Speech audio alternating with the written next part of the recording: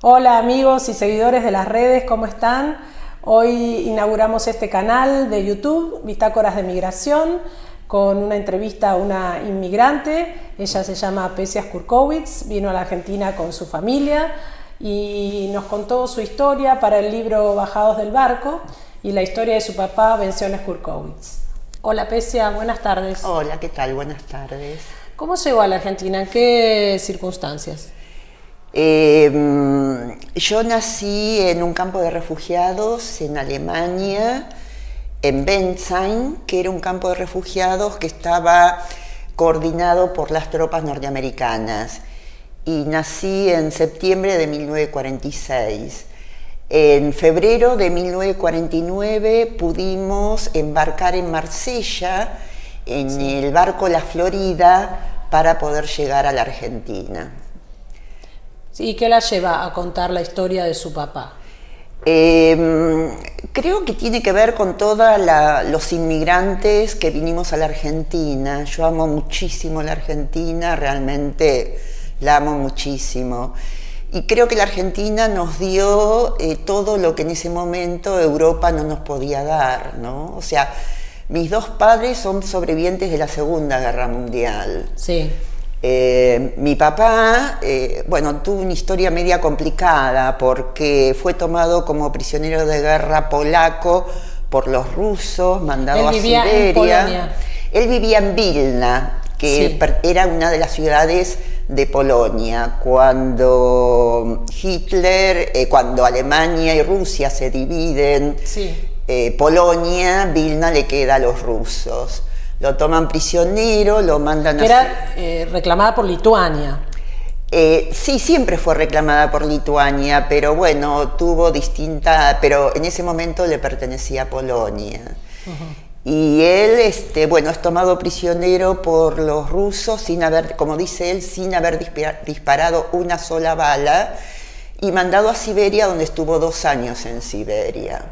Cuando estuvo en Siberia, quería contar algunas anécdotas de él. A él, perdón, ¿lo toman prisionero por ser hombre, por estar en edad del ejército? Claro, estaba en el ejército, él era parte de las tropas polacas. Pero usted me había contado fuera del aire que a él también lo toman prisionero por tener un corralón. Claro, cuando los rusos lo interrogan, le preguntan, porque lo toman prisionero a él y al hermano, a mi tío. Sí.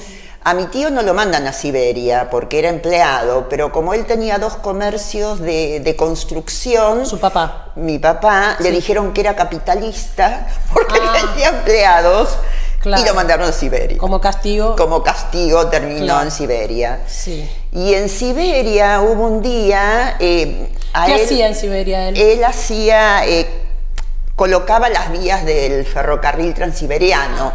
Todos los que eran prisioneros trabajaban colocando las vías a la intemperie con 60 grados bajo cero. Terrible. El hambre y el frío era atroz y mi papá decía que la gente se moría como moscas. Un 1 de mayo le dijeron... ¿Todos hombres? Hasta donde yo sé en ese momento. Un 1 de mayo le dijeron que tenía que trabajar. Él dijo que como era 1 de mayo no iba a trabajar. Lo metieron preso, en Siberia preso.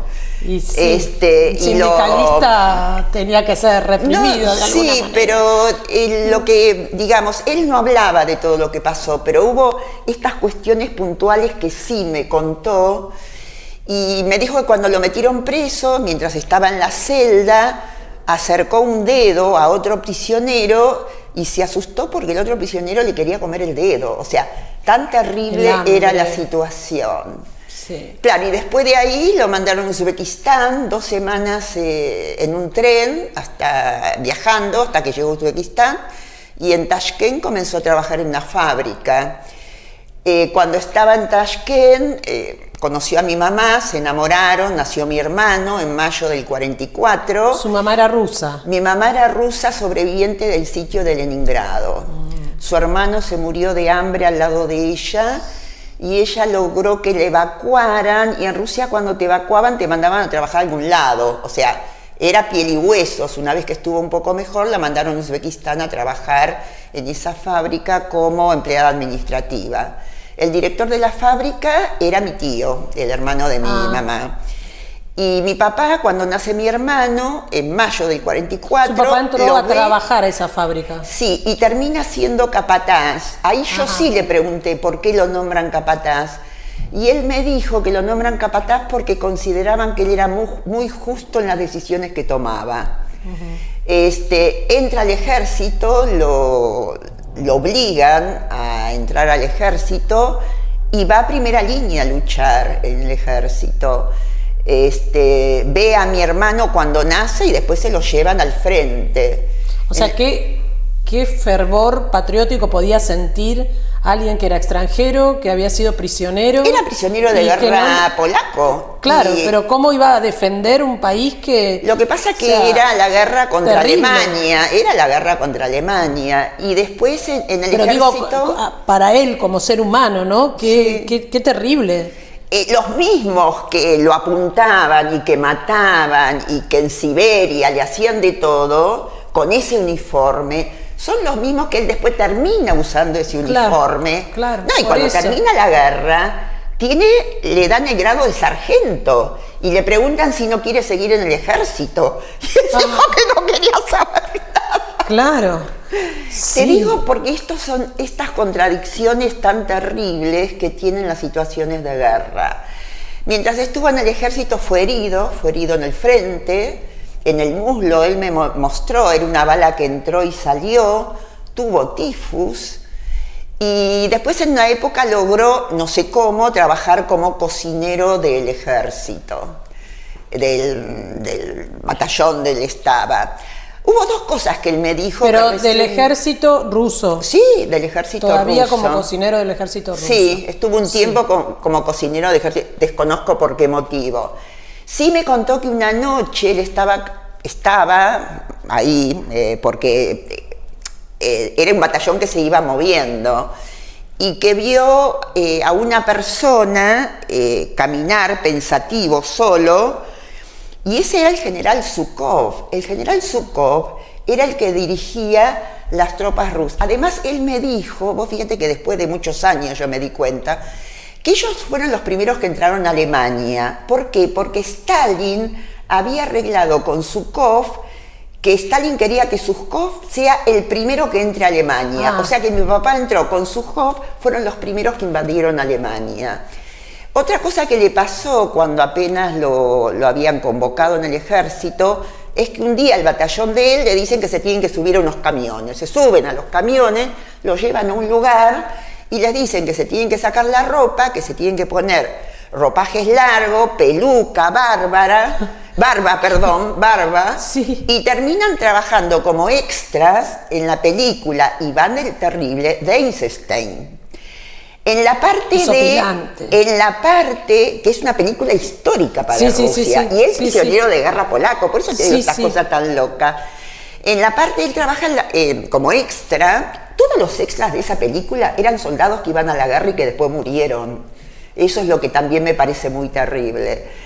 ¿Cómo fueron usados en distintas circunstancias, claro, en la parte, para distintas funciones? En la escena del banquete, que vienen todos con las bandejas y la comida, los soldados se abalanzaron sobre las bandejas para comerse la comida. El hambre que pasaba. Era madera pintada. O sea que ahí se tuvo que armar toda la escena de nuevo, porque ellos se querían comer la comida que era madera pintada, no era cierto.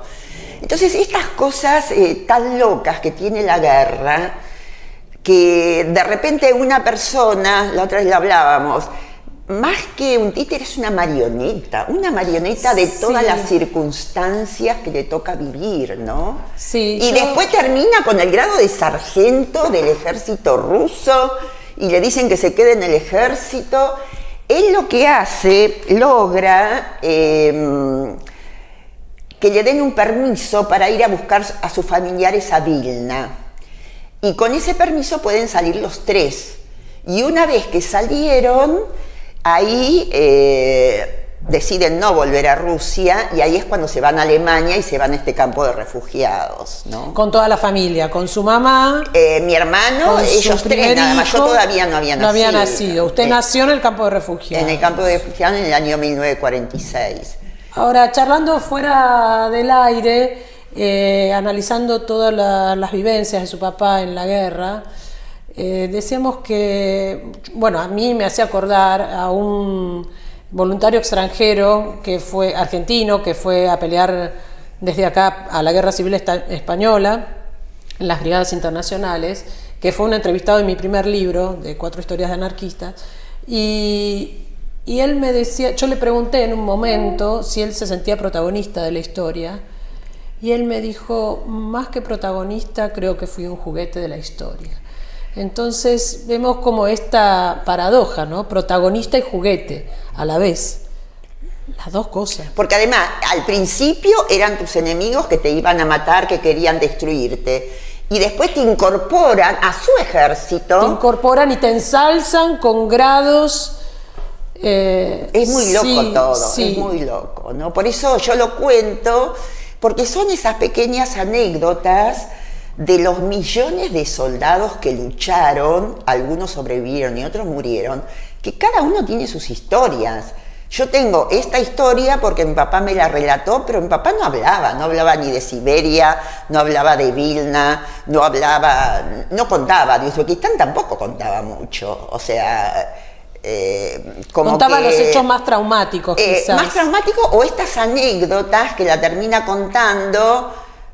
No sé por qué, pero son las anécdotas que yo me acuerdo, digamos, porque otra cosa no contaba, ¿no? O sea, de Siberia, que fue terrible, no contaba nada, salvo esta cuestión de cuando se negó a trabajar. No, y en Siberia 2 veces estuvo porque se quería matar, se quería suicidar, porque sí. Me decía que el hambre y el frío eran tan terribles que eran insoportables. Y no lo hizo, por eso sobrevivió, digamos. ¿Por qué sobrevivió? Uno no sabe por qué alguien sobrevive en la guerra, ¿no? Y la Segunda Guerra Mundial fue muy cruenta. Rusia tuvo 25 millones de muertos, sí. 25 millones de muertos. Y recién este año Rusia decidió hacer un homenaje por esos 25 millones el 19 de abril, ¿no? Y todos los años anteriores no. Fue el país que más muertos tuvo, ¿no? Sí, sí. O sea, realmente las guerras son muy terribles, ¿no? Muy terribles. Sí, yo creo que, bueno, estas anécdotas, ¿no? Hablan de todo su sufrimiento en general, sí. Por más que sean anécdotas aisladas, salpicadas, y nos llevan a reflexionar sobre el papel de las guerras en la además, historia de la humanidad, ¿no? Además, como historia hay miles, cientos de miles. Sí. Yo la puedo relatar, bueno, porque estoy acá ahora hablando con vos, pero si vos vas a aquella porque su papá de alguna manera porque habló. Mi papá alguna de las cosas me contó. Porque hay sobrevivientes de guerra que no hablaron nunca más. Mi papá, por ejemplo, de Vilna, nunca dijo absolutamente, porque cuando él vuelve a Vilna, se entera que les habían robado absolutamente todo y que mataron a todos, a su familia, a sus amigos, familiares, a todos, con lo cual nunca más.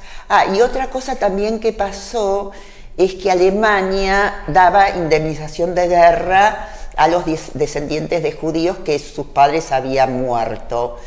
Y mi papá se negó, mi papá decía que eso era dinero manchado con sangre y él no quería. Ya cuando él estaba acá en la Argentina. Estaba ¿verdad? En la Argentina. El tío, que fue el que nos trajo a la Argentina, le insistió para que comience el trámite. Yo lo acompañé cuando comenzó el trámite. Nunca lo terminó. Cuando él falleció en el año 1964, claro, qué ética, ¿no? Querer lucrar 1964, a mí Alemania me mandó una carta si quería seguir el trámite. Yo rompí la carta y la tiré. Yo también consideraba que el dinero no es un resarcimiento para todo el dolor. Para nada. En ese sentido, el horror. Otra cosa que él me contaba, cuando estaba en la guerra, él caminó sobre bolsas de oro, de monedas de oro. Nunca agarró absolutamente nada, ¿no? O sea, creo que tenía una ética y una moral como la tienen un montón de soldados, ¿no? Sí. Realmente que, bueno, Y esas son historias, ¿no? Entonces, bueno, de alguna forma yo quería que quede algún registro de su historia, que es una historia común, de alguien, una historia común, que le pasaron estas cosas, ¿no? Y que tuvo que ver con la Segunda Guerra Mundial. Y hablábamos fuera del aire también de las consecuencias que esto tiene a través de las generaciones, ¿no? Sí, porque bueno, yo ¿Qué arrastro observó usted? Esta historia y de alguna forma me pasa ahora, que voy a cumplir 80 años, que de alguna forma me apareció la necesidad de dejar algún registro. A mi papá no lo conoce nadie, no lo conoce nadie. Cuando él falleció éramos nosotros tres, y mi tío y nadie más, ¿no? Pero tiene esta historia detrás, ¿no? Y como gente anónima como él, hay cientos de miles, ¿no? Entonces, decía... Casi héroes, ¿no? Tampoco, creo que eran circunstancias que tenías que vivir, que los llevaron y que intentabas sobrevivir, pero con un fondo ético, no era a costa de... Sí, no, me refiero a héroes en el sentido de la resiliencia, ¿no? Sí. No, además, yo ayer pensaba, mi mamá venía del sitio de Leningrado, el hermano se murió de hambre al lado de ella, él venía de Siberia y los dos se enamoraron y se encontraron en Uzbekistán, en Tashkent, y se casaron y tuvieron un milagro hijo que en medio de la 1943. O sea, cómo también esta cuestión del amor... El ser humano busca refugiarse después en el amor, de situaciones límites. Los dos estuvieron en situaciones límites. Sí. Y sin embargo, fíjate cómo el amor ayuda a que el ser humano siga adelante. Sí. La verdad que sí. Bueno, muchas gracias, Pesia, por compartir su historia.